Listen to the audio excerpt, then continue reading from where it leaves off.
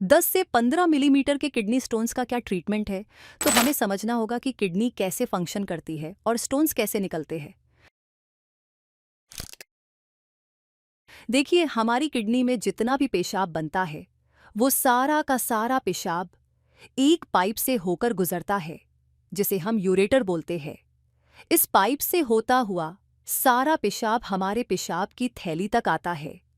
कुछ समय इसमें रुकने के बाद सारा पेशाब हमारे शरीर से बाहर निकाल दिया जाता है।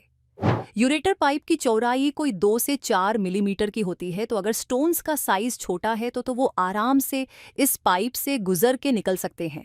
लेकिन जब स्टोन्स का साइज 10 से 15 का हो जाता है तो वो स्टोन्स इस पाइप से नहीं गुजर सकते हैं। तो इसलिए जब पेशेंट्स के स्टोन का साइज 10 से 15 हो जाता है तब हमें उसको निकालना ही पड़ता है। तो सबसे पहले हम बात करते हैं इन स्टोन्स को निकालने के लिए सबसे बेस्ट ऑप्शन पॉसिबल है वो है RIRS, जिसे हम बोलते हैं रिट्रोग्रेड इंटाइटल सर्जरी। इसमें हम क्या करते हैं, पेशाब के रास्ते से एक बिल्कुल पतली सी दूरबीन को लेकर जाते हैं। ये एक फ्लेक्सिबल दूरबीन होती है और फिर किडनी तक ले जाकर लेज़र से पूरे पत्थर को तोड़कर निकाल देते हैं। उसी समय इसमें स्टोन्स अगर किसी भी लोकेशन में है तो वहाँ पर हम इसको एक्सेस कर सकते हैं और स्टोन्स को तोड़ सकते हैं। इसका एडवांटेज ये है कि इसमें ना तो कोई कट है ना कोई चीरा है।